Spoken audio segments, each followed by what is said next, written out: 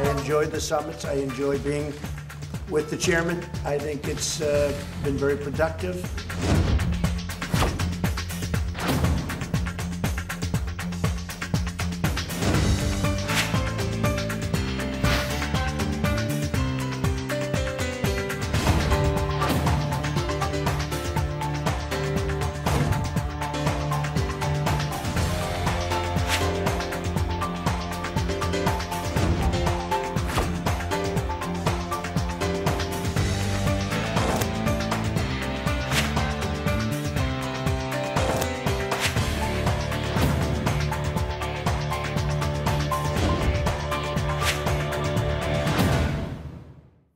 네, 지난주에 열린 한미 정상회담 그리고 북한 최고인민회의에서 나온 김정은 위원장의 시정연설 발언 좀 더 자세히 분석해 보겠습니다. 자, 외교안보 전문가시죠? 정의당의 김종대 의원 모시고 들어보겠습니다. 어서 오십시오. 네, 안녕하세요. 네, 반갑습니다.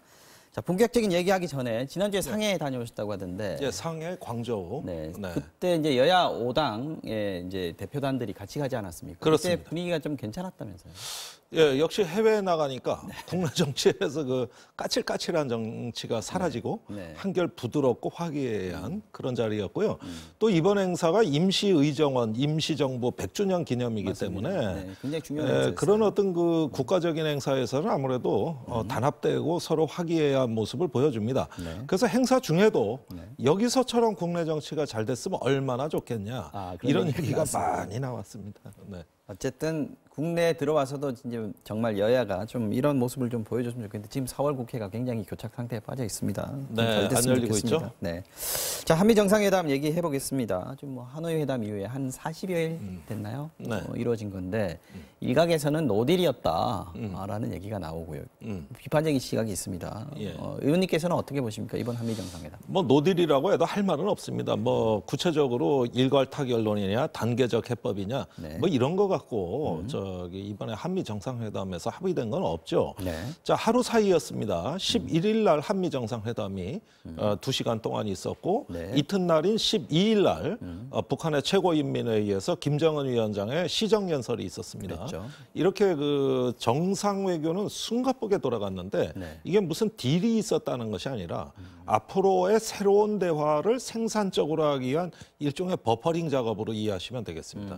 이렇게 하나의 그 완충지대를 만들므로써 이제 새 정상, 남북미 새 정상이 이제 새로운 정상회담의 판을 깔겠다는 이런 정도의 공감대가 확인이 된 거고 서로 메시지를 주고 받고 하는 이런 과정들이 이루어졌기 때문에 그 정도에서 어떤 버퍼링 작업으로 봐야지 이것이 본격적인 프로그램의 실행은 아니다. 그건 앞으로의 과제다. 이렇게 말씀드릴 수 있겠습니다. 어쨌든 그 만난 것 자체에 어떤 의미를 부여할 만한 그런 상황은 됐다라고 보시는 거죠? 예, 그 만남은 오히려 더 절실하다는 게 확인이 됐습니다. 이건 마치 이런 거예요. 하노이에서 지난 2월 26일, 7일 양일 북미 정상회담을 했는데 이게 일정 정도 어떤 참사였습니다. 그러니까 교통사고가 난 거예요. 양쪽 차선으로 나란히 가면서 대화를 해야 하는데 누군가 차선을 침범했고 그래가지고 접촉사고가 나버린 겁니다. 이래가지고 저 중간에 서로 서버린 거죠. 이게 북미 상황인데 사태 수습도 어떻게 할지 몰라요. 왜냐? 누가 먼저 차선 침범했냐 이 논리가 이제 벌어지는 겁니다. 그러다 보니까 빨리빨리 교통사고 수습을 해야 되는데 이 당사자끼리 인지부조화 현상, 서로 다른 말을 해버리니 이게 한 달 넘게 교착 상태로 쭉 지속이 돼 왔던 겁니다. 그런데 일단은 계속 차를 운행하고자 하는 입장에서는 보험회사 직원이나 경찰관이나 누가 좀 빨리 와서 수습 좀 해주라. 그게 지금 문 대통령 역할이었다는 그게 거죠? 바로 문재인 대통령 역할이 돼버린 거죠. 그러니까 트럼프하고 문재인 대통령 회담에서도 문재인 대통령이 내가 김정은을 만나겠다니까 빨리 좀 만나서 북한 입장을 확인 좀 해달라. 이 얘기고요. 그다음에 이제 김정은 위원장이 그 다음날 화답했는데 좀 까칠했어요. 그 나도 북미 간의 정상회담, 트럼프 대통령을 다시 만나고 싶다. 그런데 남측에 대해서 할 말이 있는 건 뭐냐면은 만나는 건 좋은데 아니 뭐 좀 제정신을 갖고 와야지 맨날 미국 편 드는 얘기 언제까지 할 거냐. 좀 북남 관계에 복종해라. 이런 표현이 나옵니다. 그래서 우리 민족끼리 좀 당사자로서 좀 얘기를 하지 뭔 중재자냐 자꾸 얘기 뭐냐. 빨리 저 미국에 얘기해서 좀 우리 공동의 이익을 도모할 수 있는 뭐 좀 그런 것 좀 갖고 북한 와야 입장에서는 내 편 들어달라라고 지금 문재인 대통령에게 직접적으로 요구를 하는 느낌인데요. 근데 네. 그게 우리 입장에서 그걸 그냥 그대로 덥석 받으려면은 우리가 국제사회에서 또 한미 관계에서 처해 있는 현실이라는 게 있지 않습니까? 이 부분에 네. 대해서 북한이 좀 너무 이해도가 낮은 거 아니냐 이런 얘기들도 있는데요. 그러니까 말은 저렇게 하겠죠. 네. 그러나 막상 만나가지고 이제 미국의 입장이 진짜 뭐냐를 듣고 싶을 거예요. 북한 입장에서는 역시. 그렇죠. 네. 그러니까 사실 북한이 문재인 정부에 대단히 화가 난 거는 작년 10월 말에서 11월 초부터였어요. 제가 그때 북한에 가 네, 있었잖아요. 그 얘기 하셨어요. 그런데 네. 쭉 이렇게 북한 쪽 인사들 얘기를 듣다 보면 9.19 공동성명 이후로 10월부터는 우리가 미국을 설득하는데 적극적으로 나서는 어떤 방패막이 역할을 해줄 걸로 기대한 거예요. 네. 그런데 뒤에 보니까 경제 제재는 계속 유지하겠다는 말을 계속 문재인 대통령이 되풀이하고 그러니까 속이 많이 상했거든요. 미국 때문에 그런 거긴 하지만. 그러니까 내가 인당수에 빠지려고 갔는데 공약미 300석은 아예 가져올 생각도 안 하고 계속 선주 입장만 되풀이하니까 뛰어내리는 입장에선 속이 상했죠. 그래서 좀 그때부터 저는 북한은 대신 문 대통령에 대해서 더 이상 중재자 이런 얘기를 하는 것에 대해서 우리 기분이 안 좋다. 이런 의사를 끊임없이 전달해 왔습니다. 그래서 이번에 이제 당사자가 돼야 한다 이렇게 얘기를 했다는 거죠. 그렇죠. 자, 이번에 갔을 때 트럼프 대통령이 뭐 정말 기존의 입장을 그대로 고수를 했습니다만은 그래도 우리 입장에서 약간의 어떤 단서라고나 할까요? 스몰 딜도 가능하지만이라는 말이 나왔습니다. 물론 네. 빅딜을 전제하긴 했습니다만요. 예, 그 얘기하고 그 전날 폼페이오 국무장관이 네. 또 어떤 스몰딜이라는 표현은 안 썼지만 구체적으로 무언가 이행을 위한 어떤 긍정적 조치를 취할 의향이 있다. 이게 상원 외교위원회에서 얘기를 했었죠. 네. 아니, 이 상원 외교위원회에서는 그런 표현을 안 썼지만 그 다음 날 언론과의 인터뷰에서 이야기를 했습니다. 그래가지고 미국도 판을 깨지 않기 위해 최선을 다할 용의가 있다는 의사가 전달이 됐어요. 네. 이건 문재인 대통령한테 전달이 됐고 그 구체적인 내용은 가로 속에 들어가서 우리한테 보이질 않습니다. 네. 지금 그게 안 보이는 거예요. 협상의 어떤 부분일 테니까요. 북한이 지금 알고 공개하기 싶은 쉽지 건 않겠죠. 네. 예, 그때 트럼프 대통령이나 미국의 그 백악관에서 혹시 가로 속에 뭐 넣어놓은 내용 없냐? 본문에는 안 나오지만 가로 속에 숨겨진 내용은 없냐? 지금 이걸 알고 싶은 거죠, 북한은. 네. 그런데 그게 분명히 신호가 발신됐어요. 한미 정상회담에서 지나가는 말로 나오고 있습니다. 그러면서 두 가지 공통점이 있습니다. 김정은 위원장과 트럼프 대통령의 말에서는 시간을 넉넉히 잡고 하겠다. 시간을 넉넉히 예, 하겠다. 그 트럼프 대통령은 단계적으로 하겠다, 서두르지 않겠다. 네. 그건 북미 정상회담을 얘기한 겁니다. 그다음에 김정은 위원장은 연말까지 미국의 입장을 기다리겠다. 네. 이렇게 시간을 좀 길게 잡고 네. 하는 거는 저번 하노이에서 너무 가까워졌다 접촉사고가 났거든. 그러니까 좀 안전거리를 유지해서 이제는 좀 안전운행 좀 해보자. 요게 시간 벌기 내지는 거리 두기 이렇게 하면서 어떤 서두르지 않는 모양 취하기. 이런 형태로 이제 두 정상이 나아가고 있다는 건 뭐냐면 장기전의 판짜기에 들어갔다. 예, 이제는 더 이상 뭐 한 번의 북미 관계로 풀 생각 둘 다 없습니다.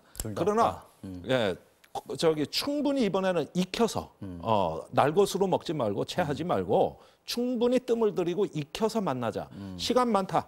예, 이렇게 어떤 그 만들어 놓은 거는 남북미 3자가 장기전 판짜기에 들어간 것이다. 이렇게 해석해도 됩니다. 지금 트럼프 대통령이 그 2차 북미 정상회담 앞두고 계속 서두르지 않겠다 이걸 강조했었단 말이죠. 근데 이번에 김정은 위원장이 올해 말까지 인내심을 가지고 기다리겠다 이렇게 얘기를 했어요. 그렇죠. 올해 말까지라는 거를 얘기한 김정은 위원장의 속내 이런 게 좀 있을까요? 전략? 내년이 트럼프 대통령 선거예요. 그때 되면 트럼프 대통령이 나보다 더 절실할 것이다. 이런 계산인 거예요. 내년에 당신 선거운동 하느라고 시간 없어. 하려면 올해 해야 되는데 난 올해 연말까지 쭉 기다려줄 거야. 이렇게 이야기하는. 원래 김정은 위원장이 그 폼페이오한테 비핵화를 약속할 때 트럼프 대통령 임기 중에 비핵화를 하고 싶다 그랬어요. 그러니까 임기라는 게 뭡니까? 이게 해석 나름인데 재선이 되면 4년 더 뒤에요. 그렇죠. 네. 그러나 트럼프 대통령이 재선이 된다는 보장이 없습니다. 지금 뭐 미국에서 트럼프 대통령 인기가 뭐 역대 최저인데 또 저런 어떤 국내 정치에 질곡에 빠진 대통령인데 네. 웬만하면 재선 되기 전에 이거를 임기 중으로 해석하는 사인도 있는 겁니다, 이게. 자, 북한 입장에서 대북 특사를 우리가 지금 보내야 된다는 필요성 얘기하고 있지 않습니까? 오늘 뭐 문재인 대통령 아직 거기에 대한 언급은 없는 것 같은데. 없었죠. 근데 대북 특사를 만약에 보낸다고 하면 지금 상황에서 북한의 온도, 대북 특사를 맞이할 수 있는 정도의 온도가 되나요? 이게 중요한 건데 만약에 한미 정상회담에서 우리가 모르는 가로 속에 들어가 보이지 않는 부분이 있다면은 제 생각엔 문재인 대통령은 큰 지금 협상 카드를 갖고 북한을 만날 수가 있어요. 네네. 그러나 그 가로 속의 내용이 충분치 않다면 지금 특사를 보내봤자 사실 저기 빈손으로 가는 건데 그러면 지금 북한이 잔뜩 저렇게 화가 나 있는 입장에서 뭐가 이게 일이 될성 싶지 않아요. 그러면은 제 생각에는 이렇습니다. 일단은 급이 낮은 차원에서 탐색적 또는 모색적 대화를 일단 먼저 하는 것이 중요하고 특사가 아니라 실무진 정도의 수준에서 어떤 만남 그렇죠. 또는 이루어질 것이다. 마크 외교 네. 예, 이런 어떤 외교를 통해서 우회로를 개척해 나가는 이런 어떤 그 새로운 경로도 설정해 나가면서 네. 특사는 상황이 무르익었을 때 보내는 게 좋겠습니다. 지금 서두를 필요가 없어요. 서두를 필요 그러면서 없다. 네. 지금 북한도 대화회장에서 뛰쳐나가지 않겠다고 하는 만큼 또 북한이 가장 원하는 그들이 북남 관계 합의를 준수하겠다고 네. 견결히 준수하겠다 그러니까 우리가 그동안에 북한에게 좀 불안감을 제거해주기 위한 여러 가지 정치 군사적 조치들이 있습니다. 네. 이런 것에 대한 진정성을 좀 보여주면서 북한에 대한 어떤 접근 전략을 펴는 것이 낫지 만난다고 다 되냐 꼭 그렇지만도 않습니다. 근데 제 생각에는 이번에 문 대통령이 특사에 대한 특별한 언급 없이 넘어간 거는 잘하신 것 같아요. 지금 북한은 반신반의하고 있거든요. 네. 이럴 때 조금 더 익혀서 협상에 임할 수 있는 이런 어떤 전략으로 지금까지 솔직히 너무 서둘렀어요. 사실 특사를 보낸다 이렇게 발표를 할 경우에 미국한테 우리가 뭔가 카드를 받았다는 걸 좀 노출하는 그런 효과도 좀 있을 것 그런 같아요. 효과가 있는 겁니다. 네. 그러니까 어쩌면은 만약에 이런 어떤 그 위험이 정말 있다면 비밀 특사가 될 가능성도 있습니다. 그러니까 언론에 노출시키지 말고 정말 마크 대화를 하는. 네. 전 차라리 그런 방법도 뭐가 좀 있었으면 좋겠습니다. 저희한테 공개는 안 하더라고요. 예, 아니 저 남북 관계 긴 여정에서 우리가 김대중, 노무현 더 거슬러 올라간 노태우 대통령, 박정희 대통령에 이르기까지 남북 관계 개척사는 밀사의 역사였어요. 그건 감안해야 될 겁니다.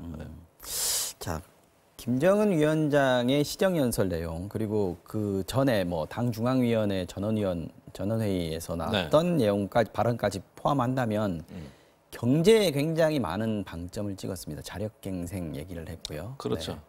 그 부분은 김정은 위원장의 또 어떤 그 방침이 바뀌었다라고 봐야 되는 겁니까? 아니면은 저는 정상화된 거라고 봅니다. 정상화된 것이다. 어떤 측면입니까? 이게 굉장히 중요한 대목이에요.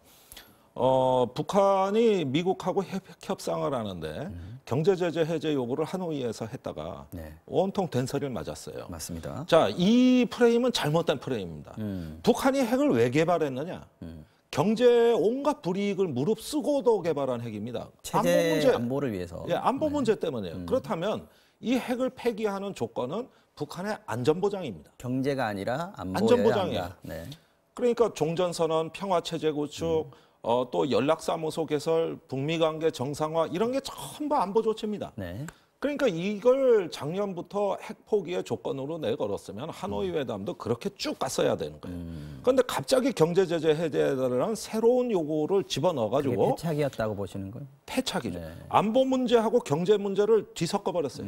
그 북한이 유지해 왔던 프레임이 거기서 다 깨져버린 겁니다. 그럼 이번에 다시 제자리로 돌아왔다 이렇게 봐야 제자리로 돌아온 거죠. 왜냐? 자력갱생하겠다는 거는 경제 제재 해제를 미국에 구걸하지 않겠다. 이거는 김정은 연설에 나오는 거고 그게 맞는 겁니다. 그래서 안보 문제를 해결한 바탕이 위해서 경제적인 부흥을 꿈꿔야지. 이게 안보와 안보의 거래 게임을 안보와 경제의 거래 게임으로 바꾸는 순간 모든 것이 이제 스텝이 꼬이기 시작했고 결국은 참사가 일어났다는 것이죠. 이건 북한 측의 실수이기 때문에 제가 보기에 이번 시정연설은 작년 상황으로 되돌아간 것이다.